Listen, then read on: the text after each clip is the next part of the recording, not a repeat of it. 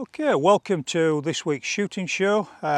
We're out in Hertfordshire testing the new ZEISS thermal add-on on Muntjac. Hope you enjoy it.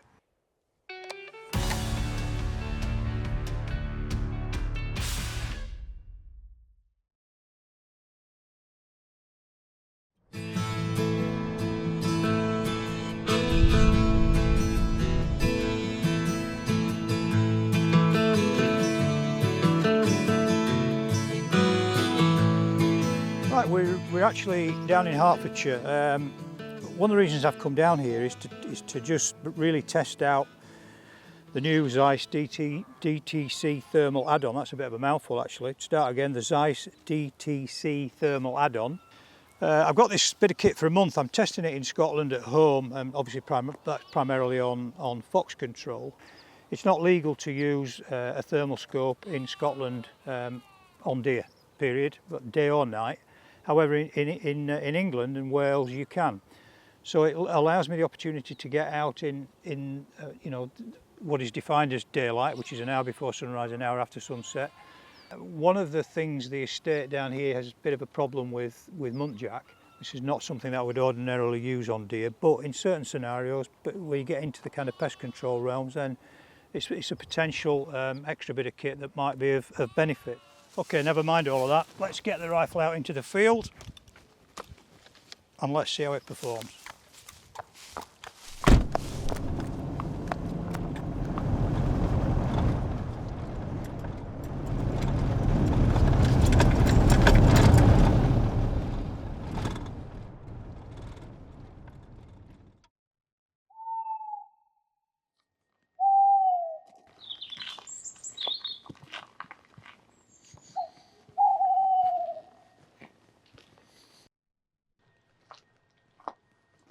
Right, we're out just into light coming. We've probably got about 25-30 minutes before sunrise.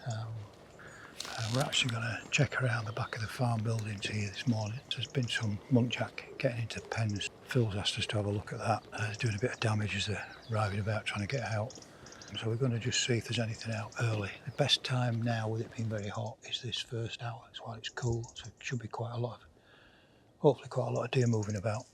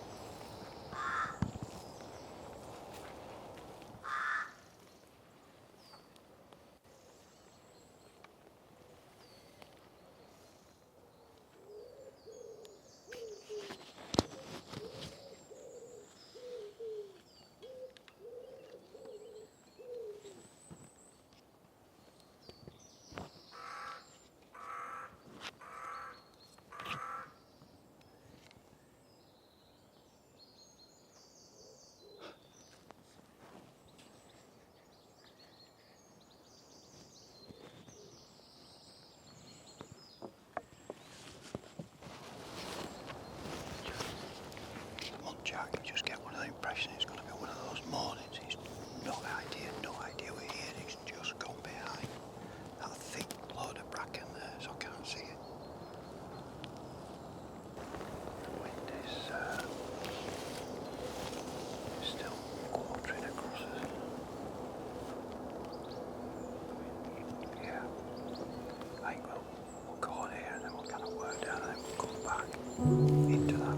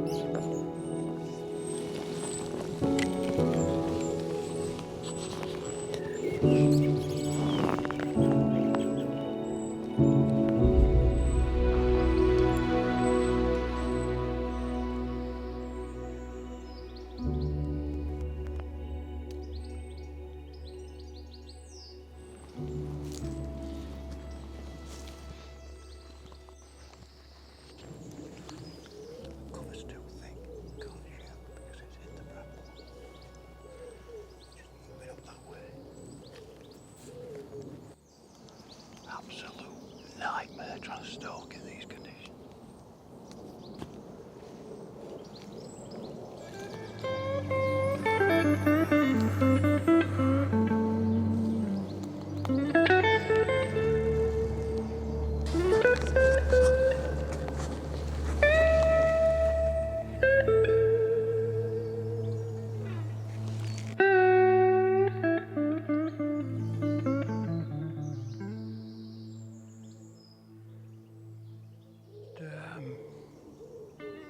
Saying it's gone flat. That's the only way to describe it.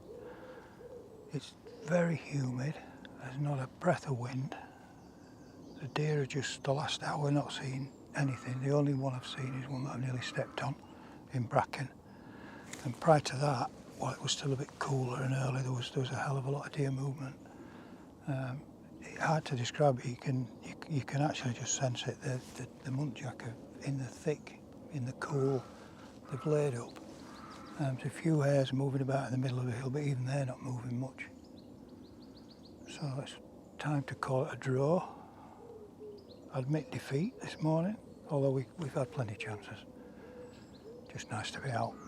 And we've got the car about 2 fields away across there, so we can drag ourselves across the field in this incredible heat. I've never known this in the UK this time of year. It's like being in Spain.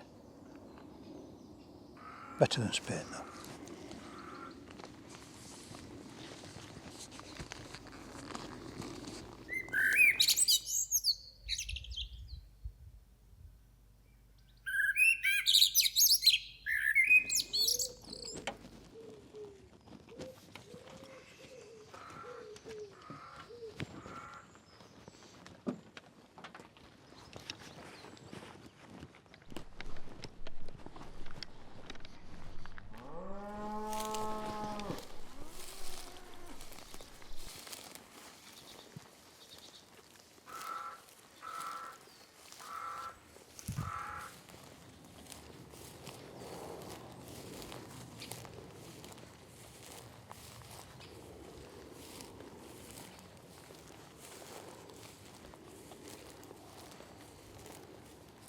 Getting to the time when Muntjac hopefully should move. There's a possibility of fallow in here as well, but we're round one of the keeper's pens here. He particularly asked me to concentrate in this area because they're getting into the pen and doing a lot of damage.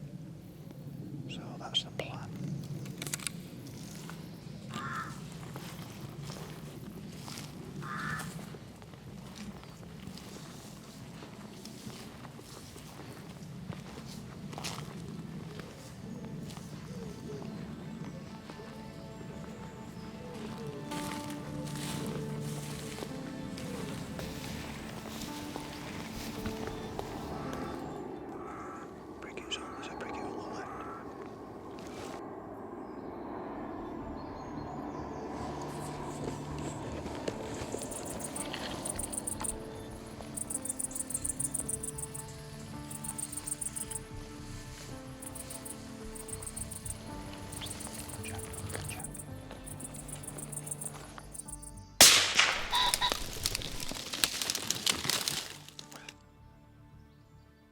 Okay, so right at the death, we've got a muntjac just come out of the wood, just on the way back to the car actually. We'd nearly not got enough light to see.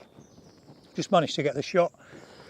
I'm a bit low with it, and it's run and made about 20-30 yards into this thicket here, and it's taken a hell of a job to find it actually, because the light just went on us. It's just poof, something like turning a light switch on. Anyway, I'd gone about 20 yards in there, and I've had a devil of a job getting in to get it out, because it's got right underneath the thicket, having to crawl through a blinking fence, but job done. So we'll quickly get this growled out and then back into the larder. So that was definitely a last chance saloon.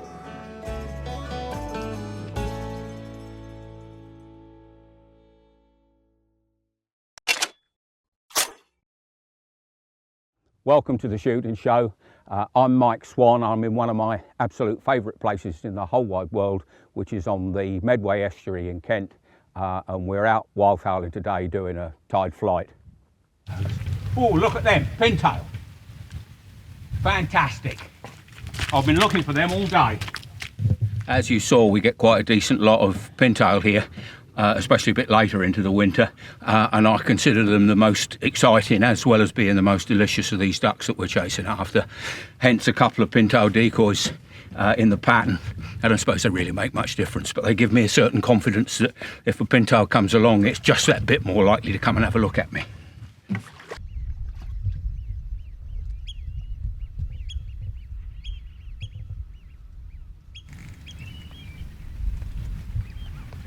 Whoa. They spotted me. Too high anyway. Things that people get seriously wrong about this game is that they think quite hard about what they're going to hide behind, but they don't think about what's behind them, so that when a bird is approaching and they make their move to try and get a shot or whatever, they can be spotted because they've not got background. So one of the most important parts of this game is hiding in a way in which, if anything, the cover behind you is slightly higher than the cover in front. Hence me hanging this net on some fairly long sticks that will screen me from behind if something comes from behind. But also, when I'm down here, peering that way for what's coming low there, I'm not silhouetted by the thing behind, by the open space. They'll stop short, I reckon. 2 widgeon. Oh, and another. No, pintail. That's in the decoys. Come on, you.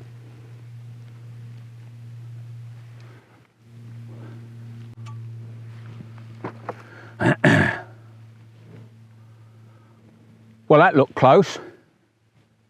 Pity those 2 pintail, those 2 widgeon landed over there, because they took that pintail with them. Otherwise, I think it would have come to me decoys.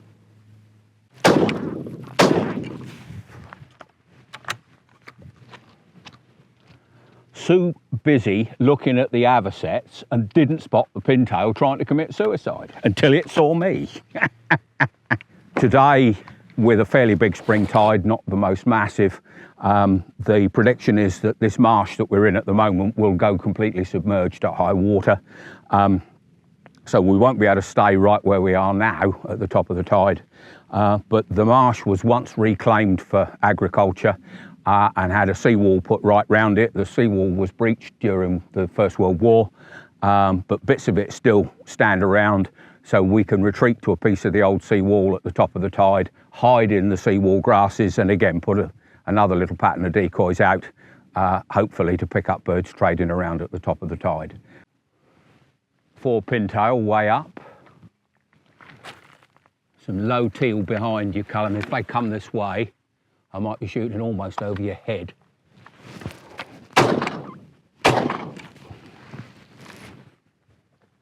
Get on.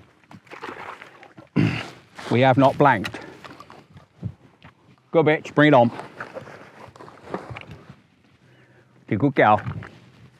You're a good gal, bring it here. Come on, bring it here. Bring it here. Dead.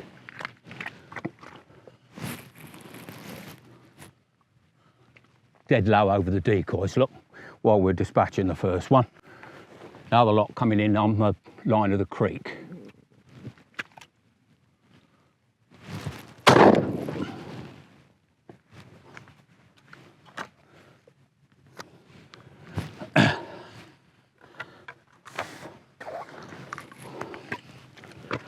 Come here, Bramble. Come here. I'm working a down tide of the decoys because I don't want her to tangle the decoy lines. Get on out there. Get on. Good gal. Good gal.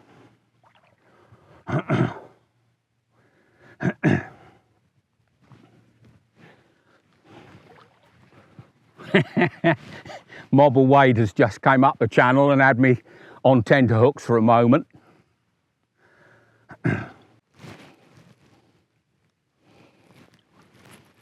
It's a good girl, Dead. Good rich. Come on in, you come. Good girl, sit down. That little mob of 5 or 6 teal came over the marsh and then picked up the line of this creek and came straight on up it. And they didn't actually come to the decoys at all. They were just following the line of the creek, but they were just in reach, or at least some of them were. I didn't bother to try and take a second shot because I knew I'd probably only wound a bird at best, and then I'll be chasing after a runner, which is being greedy. This is the 3rd trip out this season. Last time was 2 weeks ago yesterday. Absolute butterfly weather, sunshine, little bits of fluffy cumulus cloud, hardly a breath of wind, oily calm at times. Several birds about, but this is so much more the day that I want for wildfowling out here. The grey and overcast seems to bring the birds through that bit lower. You can hardly see it at the moment, but there is a little bit more breeze, and that's all helping. The other thing that's absolutely great is that the pintail are here now, which they weren't a fortnight ago. I don't think we saw a single one, but the pintail have turned up in quite significant numbers now. No doubt other migrants too coming through over the full moon that has just sort of started to wane away again now, because we're at the tail end of a set of spring tides.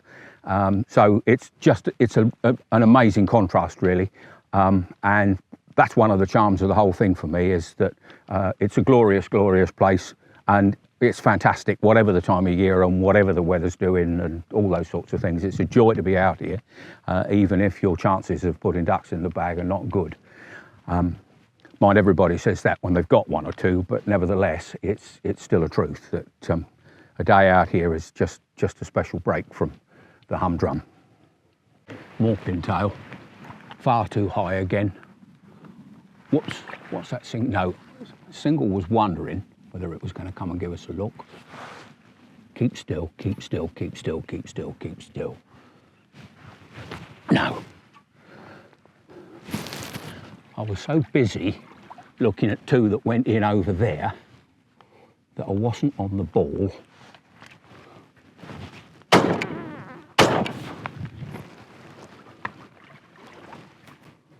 Get on, come on. Good girl, Dead. So yeah, I've had 3, 2 teal and a widgeon, which is fine, not bad at all. Very happy, but time to move before it gets too wet, and then we'll have a hope for another shot or 2 out on the sea wall.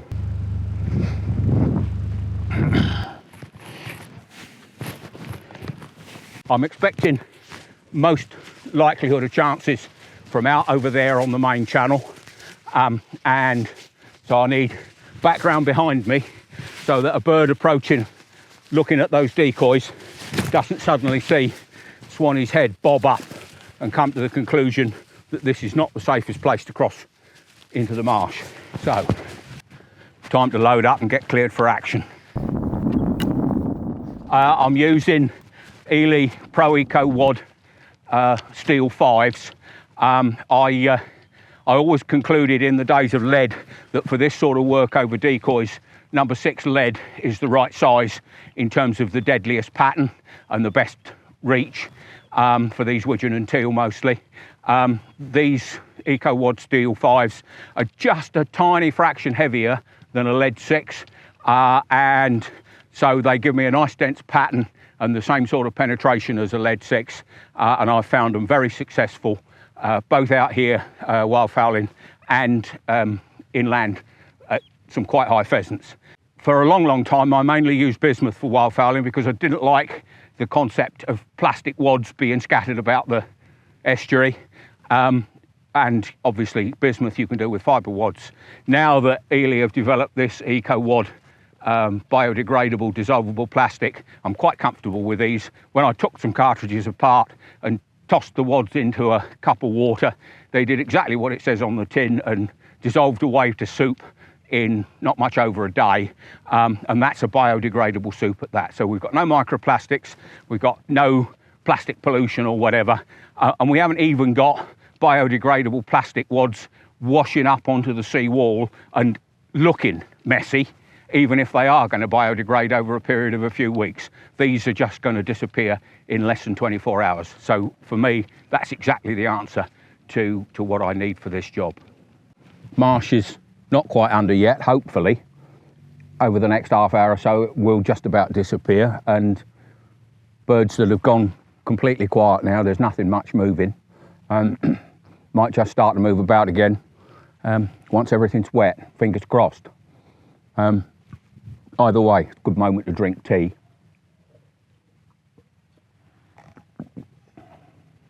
Avocets that are gathering on the high tide roost on the far side of the channel there. Quite a lot of them, several hundred, maybe 1,000 even.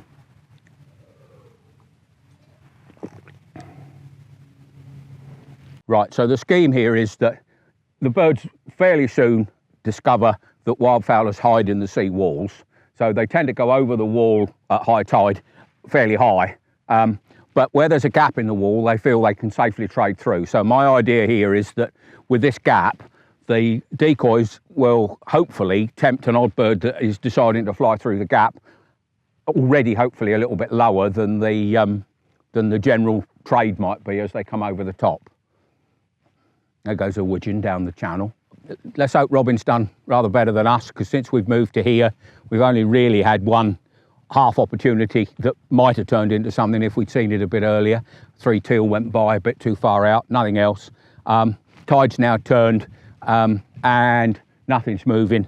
Ducks at this stage in the proceedings tend to get settled wherever it is they are, tuck their heads under their wings, and then there's not much movement now. They just drift out on the tide back out into the estuary again.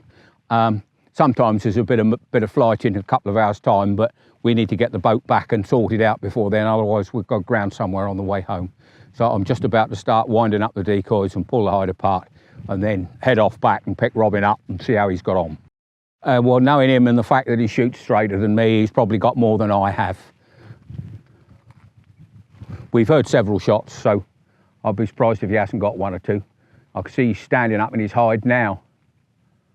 So perhaps he's concluded it's time to start winding up as well. How'd you get on then? Hey? Very well. Did you? How many you got? I got 4 consecutive shots Hey? as well. 4 consecutive shots. See, what did I tell you? The bugger, he shoots straight all the time. Well, there you have it. A taste of a day out on the Medway.